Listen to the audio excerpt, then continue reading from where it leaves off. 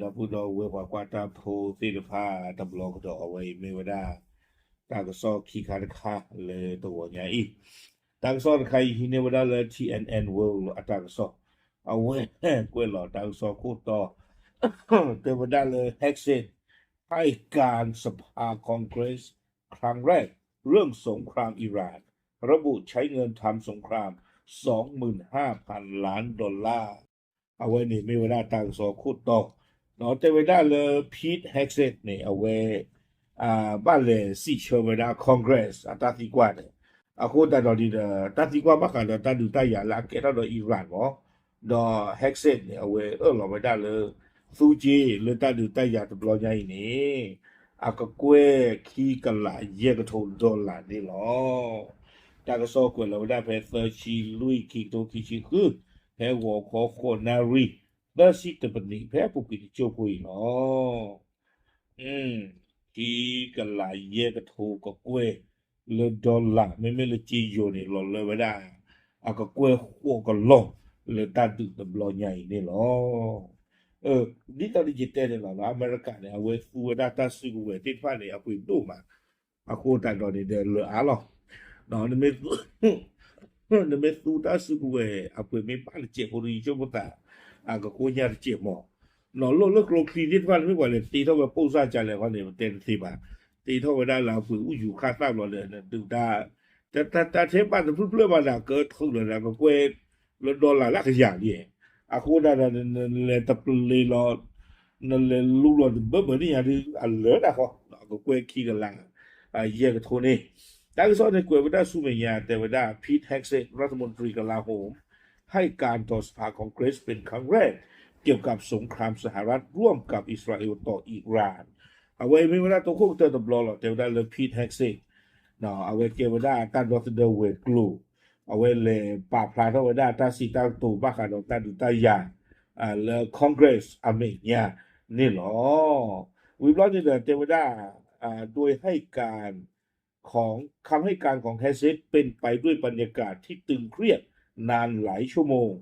ว่าทางซอนเทวดาเลยว่าคอนเกรสก็มีสมองไว้ได้พีทแฮกซิตท่านนี่หรออาควรแต่ละตาอุตสาห์เพตาตีกว่าตีดอคันนี้พิจารณาแต่เว้สื่อรายงานว่าแฮกซิตได้หลีกเลี่ยงคำถามเกี่ยวกับเป้าหมายระยะยาวและกรอบเวลาของสงครามที่สหรัฐและอิสราเอลเปิดฉากโจมตีอิหร่านเมื่อวันที่ 28 กุมภาพันธ์เนาะตั้งซ่อนในกวยไว้ได้เลยแฮกซิตตีกว่าเอวิดาสูแต่สิเชิดตาตีกว่าบ้ากาดอตาดูตายาตะปลอยอีเนาะแล้วก็ข่าวออกตื่นเพลเลยก็เลยก็เตอร์เลยมือหนีมือซ้อมมาทันดูเลยเนาะว่ามีคนไหนเลยตันดูนะเวสาทว่าได้เรื่องลาเฟวอร์ที่ชิคกี้พายตอนนี้เนาะคอนเกรสตีกวันกี้แฮกซิตแต่สิเชื่อว่าขณะที่เจ้าหน้าที่เพนทากอนเปิดเผยเป็นงบประมาณที่ใช้สงครามกับอิหร่านครั้งแรกระหว่างการให้การกับคอนเกรสว่าตัวเลขค่าใช้จ่ายสงครามครั้งนี้อยู่ที่ 25,000 ล้านดอลลาร์หรือประมาณ 800,000 ล้านบาทนอร์เวย์มีเวลาตัวคู่เจอตบลอหรอกเทวดาเลอเวดาคอนเนาะเพนทากอนเวป่าพลาเวดาบ้ากันเลยผู้จีอันนอนว่า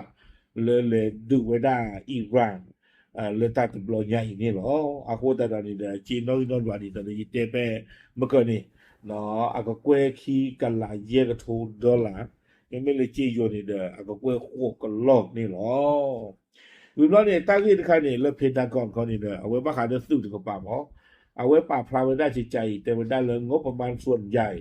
ของค่าใช้จ่ายดังกล่าวเป็นค่าวุฒิยุทโธปกรณ์รวมถึงค่าใช้จ่ายในการส่งกำลังและทรัพยากรเพิ่มเติมไปยังตะวันออกกลางเนาะเพนทากอนป่าพลาไว้ได้เลยจะไว้ได้จีนประตูle ta le mu le si te blo nyai ada tan kin de le kui we da le ta su ku we ti de pa we blo ni da ga ti de pa ni de le ta jo tho jo lo we blo ni la ga ti de pa de ta chue tho chue lo pa si pho ta le tho ki lo le po le pu ti de pa ni lo we blo ni de te da ตลอดจนความสูญเสียของอุปกรณ์ในการสู้รบบ้าป่าพระราคือสิโกรตาฮาวตาโกตาลอลตาดูตายาตบลอญาซิโกในช่วงการซักถาม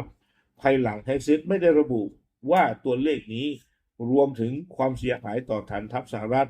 ในภูมิภาคหรือค่าใช้จ่ายในการเติมคลังอาวุธของสหรัฐที่ถูกใช้ไปหรือไม่tadi gua ada kali di Hexeter di gua vida su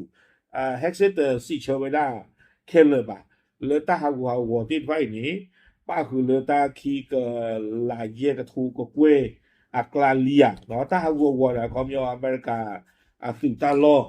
แล้วโอ้สู้เราไม่ได้แล้วก็ปีบ้านปีที่ผ่านนี้อุยบลานี่เดป้าคือสิก็ตาเลมาเปิดแล้วกลุ่มกว่าตาที่ผ่านสิก็เนาะสู้กุลเลยสิอะไรการการนี้ป้าคือสิก็การการนี้เวลาพีทแฮกซิตตีกว่าเตอร์ซิเชอร์เวลาบ้านนี้อ๋อขณะเดียวกันสื่อสหรัฐรายงานว่ารัฐบาลกำลังพิจารณาขออนุมัติงบประมาณเพิ่มเติมจากคอนเกรสอีก$200,000,000สำหรับการทำสงครามเนาะตั้งซ้อนนี่กวยพระทอกดอกไว้ได้จะจ่าอีเจไว้ได้เลยเอาไว้ประตูนี่มั้งเนาะก็มีเอาไว้ได้ทรัมป์เอาประตูนี่ก็คืออาทอกดอกไว้ได้ตู้จีเลยก็มาตาดูตบลอยาอีเลยดอลลาร์เนี่ยก็กวยคีกันล่อเจไว้ได้ว่าเว้ยนี่ไม่ตาดูเลยเอากวยตู้มาเลยตาดูaward เทวดา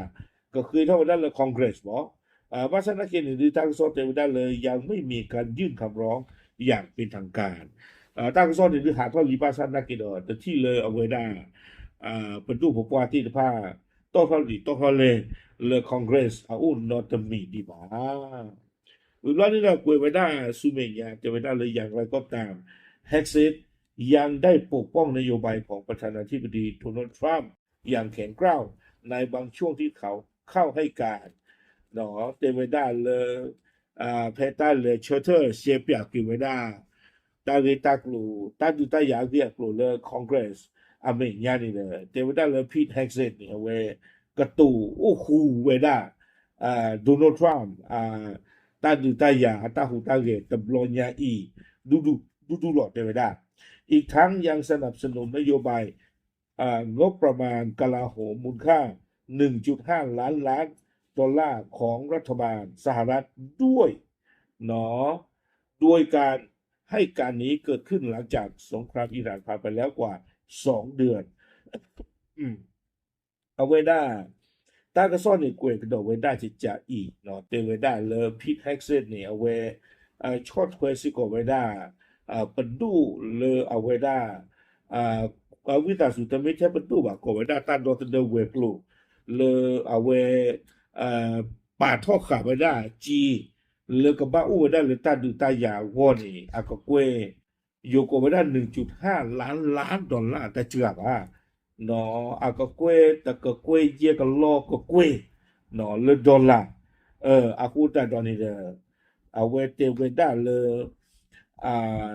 ตัดดูตายาตบลอนยาอีนี่เนาะเกทอติเลียตาคีลาคูดตาดอนี่เตไว้ได้เลยโดยการสู้รบส่วนใหญ่หยุดลงตั้งแต่วันที่8 เมษายนตัดดูข้อนี่ดีชู่ไว้ได้เพสาท่อเวด้าเพเฟวาริคิจิกัวโตตูเวด้าเพลาเอพริกัวโตนี่หรอไม่เลยเอพริกัวโตสู้เมียบลอนี่โอเคเลยตามตุตาคาเซลโตคาคูตาดอนี่ตัดดูนี่ตัวอู้ละบ้าเตไว้ได้ดีนี่วิบลานี้เตไว้ได้และสหรัฐได้กำหนดการปิดล้อมทางทะเลในช่องแคบฮอร์มุสขณะที่ทรัมป์ย้ำหลายครั้งว่าจะกลับมาโจมตีอีกเนาะใครๆเขานี่เตไว้ได้ละอเมริกันกว่านี้เอาไว้หูเกกี่ไว้ได้เลยตากาตีไว้ได้ละฮอร์มุสเชอร์คูไม่เลือดทรัมป์ต่างๆว่าเนี่ยไว้ปราบพลายไว้ได้เลยเตไว้บ้านทั้งบ้านก็กีข่ากันดากันดออิหร่านสู้อเมริกาดีเนาะหากการเจรจาหยุดยิงที่หยุดชะงักไม่มีความคืบหน้าตาประตูตาขาดอตากระตูตะกูตาเมตเกเท่าปาดทอบาเนี่ยหมอเนาะเอาไว้เตวได้เลยตาก็ขาดกระโดดไว้ได้อิหร่านและอัฟโลตบลอนนี่หรอเอาไว้ในไม่ไว้ได้อเมริกาก็คู่โพสเราไว้ได้เลือดทรูปโซเชียลอปูเนาะตากระตูผู้ก็พูดเตวได้เลยจะไม่มีความใจดีอีกต่อไป